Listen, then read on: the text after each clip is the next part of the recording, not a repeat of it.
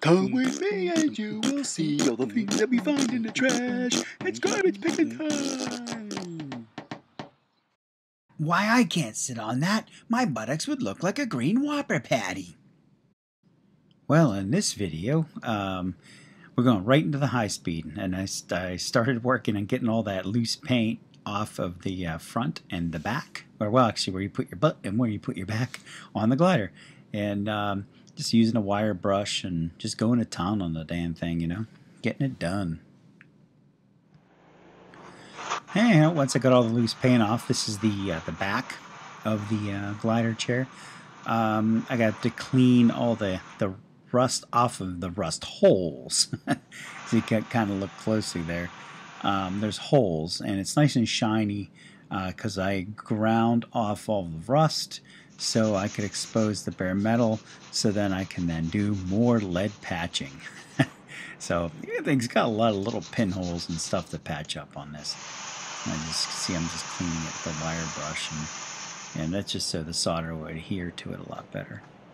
Well, actually, it won't adhere to rust. So I got some more of my butter solder paste. It's, you know, just like we were using before. Just kind of spread that out. Yummy.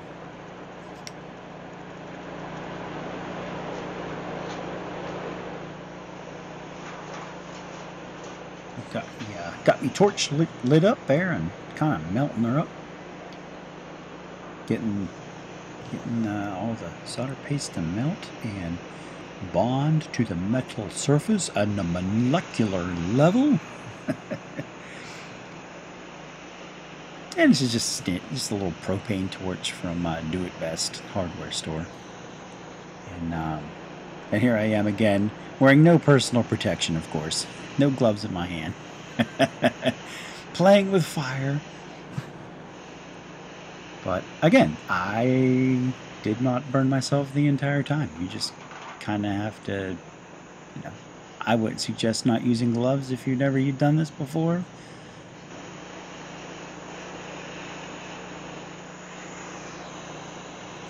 And now we've got my little tin lead here, and we're now filling in the holes. Now, you know, after we got it, what do you call that? Darn it, I always forget. You know, my poor brain. It's got too much floating around in it. Shoot. But, you know, adding the lead here, filling in all the holes.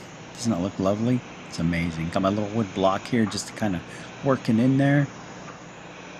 Starting to get a little bit better at it. Now, I put this on really thick, and the reason I did that is just so it would have a little bit more strength. And you won't even be able to see this because this is the back of the chair. So I could leave it clumpy and it would be okay. I mean, I did end up, you know, getting the, you know, sanded or whatever the heck you call that. Oh, my brain right now, I can't think. The file, that's it. We'll show that. So we'll show that later. Oh my gosh darn it, this video is more boring than watching the Pittsburgh Pirates lose another baseball game. Let's speed this up.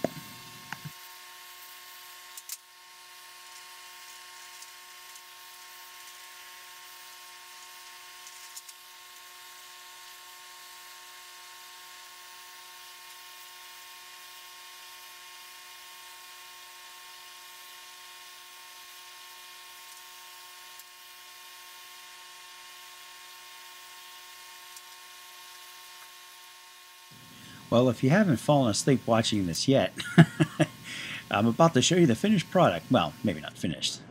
I gotta still file the thing. Here we go. That's what it used to sound like when Sophie Masloff used to scratch her back with a hacksaw.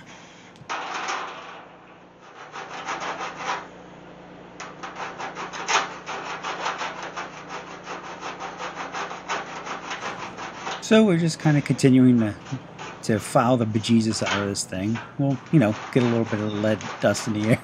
Here I'm just using a Bondo cheese grater, and it actually worked pretty good because the lead was soft enough. So, you know, we finished that up. Looks great. That's what the other side looks like. And we just filed that nice and clean. Came out pretty cool, actually. I don't even think I had to Bondo this section. It actually was smooth enough right here that I didn't have to use any filler. Here I'm just doing a little test fit to make sure that it sits flush with the support.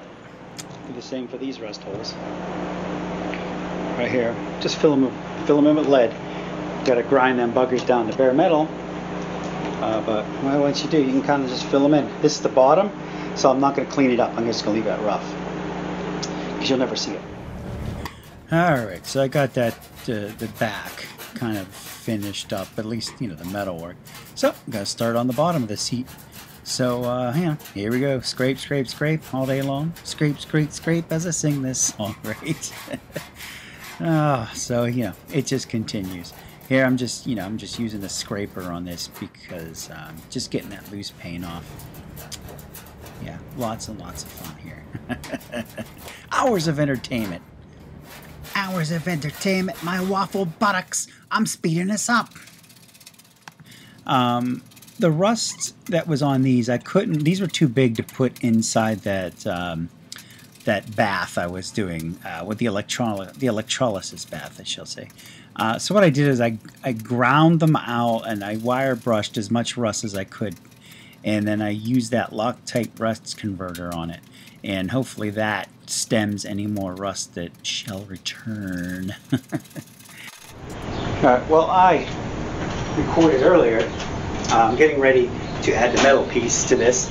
I cut off, if you remember from the first video or some video way back in the beginning, I cut off a bit of metal which I have to replace. So I got 2 sheets of this, and if you remember, it's going to go like, oh yeah, right across there. And I'm going to weld that into place. So I have to measure it. So I got that piece and I laid the other piece down and I drew a line across it, and that's where we are at. Good job, sir.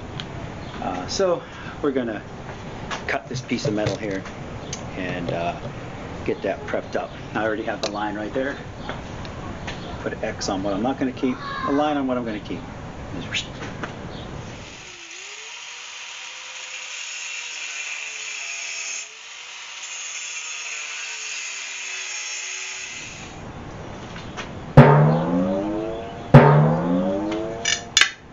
Ta-da!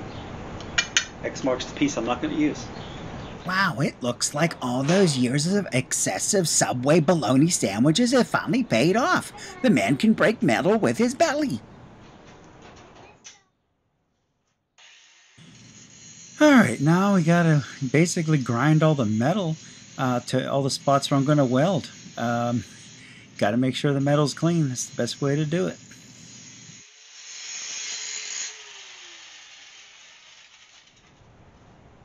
Well, we're going to now weld these 2 pieces of metal together.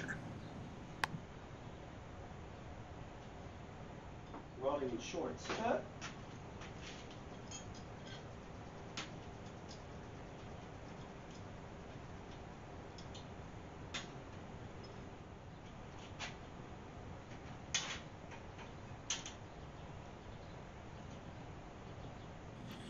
Alright, now time to weld. Notice that I have gathered all the proper PPE equipment, personal protection equipment. I got gloves and a face shield. That should do it, right? You know, got a short sleeve shirt, got some shorts and some tennis shoes on. Hey, why not? If I stand back far enough, I won't get burnt. You know what? I actually didn't. And so I'm just welding these 2 pieces of metal together here. Yeah, you know, once you weld it, you grind it. You know, as far as my welding skills, what do they say? You're either a welder or a grinder. I'm a grinder. But you know, it came out clean. I'm okay. You know, it passes. Now we got one solid piece of steel.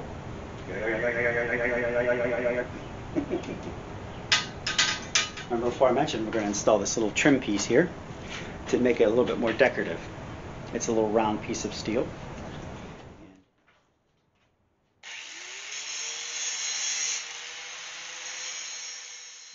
Yep, some more grinding to clean up that little, it wasn't a tube, but that little round thingy, round piece of metal.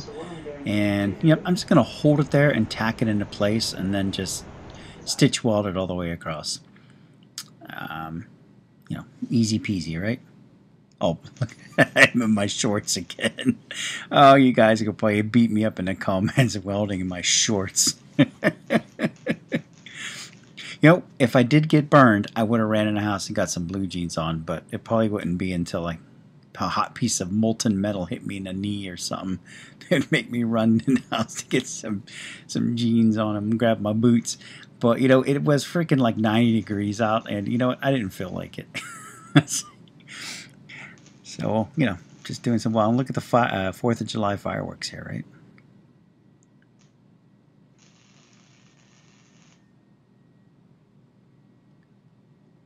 You know, I'm just kind of tacking it in a couple places. I've kind of held it in place. And I tack it in a couple places so it won't warp and move on me.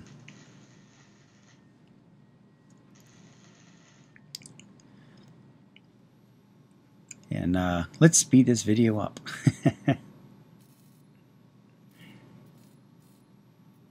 Yeah, I don't know how boring this is to watch. I just kind of left it in here. I thought it was kind of cool to watch this. I didn't do a solid weld all the way across. I just put a bunch of tacks in there. And then what I did later on is I put some sealant in there and then painted over it. It really wasn't necessary to do a solid bead of metal across there. It'd be kind of overkill. And, you know, here I am again grinding. Getting it all nice and smooth. Closer look. So you can see, hopefully the light's not too bright.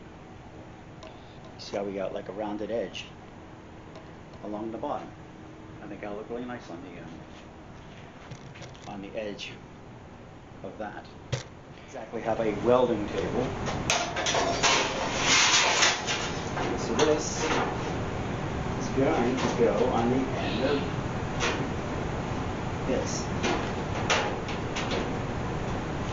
Like that. Yeah, as I think about this, the other reason you want to wear a long sleeve shirt, or, you know, I actually have a jacket I should wear. The other reason to do it is you can actually get a sunburn from this. If I was actually probably doing longer welds, you would actually you get burned from this, from the UV light that's outputting on that. So that's another thing why you should always wear your safety equipment, which obviously, hey, do not use what I'm doing here as an example, but maybe make an example of what not to do when you're welding. As one of my favorite teachers in high school used to say, okay, let's clip through this. Oh wait, what subject are we on?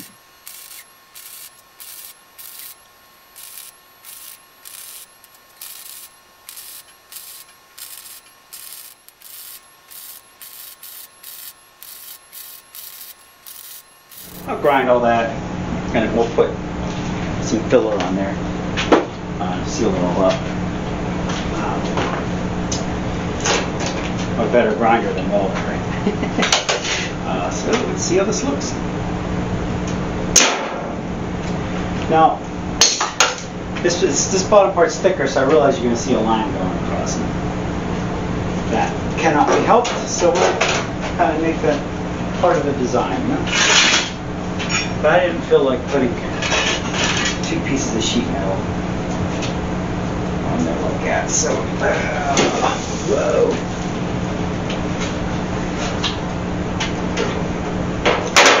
I haven't looked at the finished product yet, so. Hey, not too bad. Not too bad. Look at that. So that's the new metal we added to the bottom of the glider. It's 10 o'clock at night, so I cannot grind, or else I live in a city, so they'll call the cops on me. So I'll call this a night right here. I think that looks really good. Fabulous, just fabulous. So that ridge is kind of all hidden. Yeah, I think I'm just going to use old Bondo for that. Well, before we get into the Bondo, I got to patch all these holes. Now, the Bondo I'm not using to patch the holes. The Bondo I'm using to smooth stuff out. So the bottom piece has got a lot of pinholes and pitting in it. So here we go. We got to fill them in. You know, this is actually turning out to be a lot of work. I can see why these gliders go for a lot of money. Anyway, so, you know, it's the same process. You know, I ground the metal clean. I added, you know, it kind of looks the same as what I did on the back, you know, and that's basically it is. It's the same process. I'm just going to show it if you want to watch it. If you don't want to watch it, hit the fast forward button. But again, you know, I'm just filling as I go. And, you know, we'll get this thing all patched up. It'll look like real beauty, Clark, you know? Yeah, because it's, you know, it's kind of like, it's, you know, you start out with a project and they always seem to just grow, you know? And, you know, when do you call it quits? Or, you know, just kind of keep at it, you know, piece by piece, day by day. You know, it took me a little while to do. My original plans was to have this done by Mother's Day. That obviously came and went. But, you know, I did get it done. And I think it took about 2 months. And, you know, I have a full-time job, so, you know, and a lot of other responsibilities. So, you know, it was about an hour here, an hour there, a little bit at night, you know, and just piece by piece, day by day, just got a little bit, and finally, you know, hey, we'll have the big reveal coming up soon. And here we are just grinding, or not grinding, you know what I mean, just smoothing this stuff out, you know, just like we did before. And, you know, as I did it, I got faster and faster at it, better, and, you know, I'm, you know, actually getting pretty good at that. So a little bit of practice. Hey, you just got to try, right? Yeah, I've always kind of worked with my hands, you know, kind of the handy craftsman, you know, working on cars and electronics, robots, metal, repairing gliders. I've always kind of have a knack with things and repairing stuff. Hey, that's why I'm an engineer. So, you know, been doing this stuff since I was a kid. I didn't really have much time while I was doing this. I'm still wearing my work shirt. I'm still actually wearing my work clothes, you know. And I just had probably, you know, 15 minutes to throw this on, and then, you know, I left it and I came back another, you know, 15, 20 minutes to sand it. And it didn't take long at all to do this, and I did this rather quickly. And, but, you know, it still came out real nice. And, oh, by the way, I am block sanding this. Now, the metal wasn't really that straight. So, you know, it didn't come out perfect. I could have sat there, or did work on this for hours. I could have made it perfect.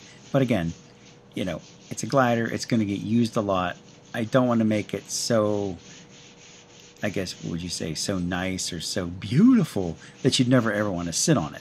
So, you know, it still has, if you know, 10 feet away, it looks miraculous. Get a little closer, it does have, you know, it does show its age, you know. It is going to have a little bit of lumpiness to it, a little bit of bends and things. And I just did my best to straighten it, everything, you know, straighten it out and, you know, get it to, you know, get it pretty darn nice, and but then, you know, not too nice where you're not afraid to sit on the thing, you know. This thing will, when I'm done with this, it'll take a much more abuse, you know. It'll last another 50 years or so, and you know, hopefully make, you know, a lot of great memories.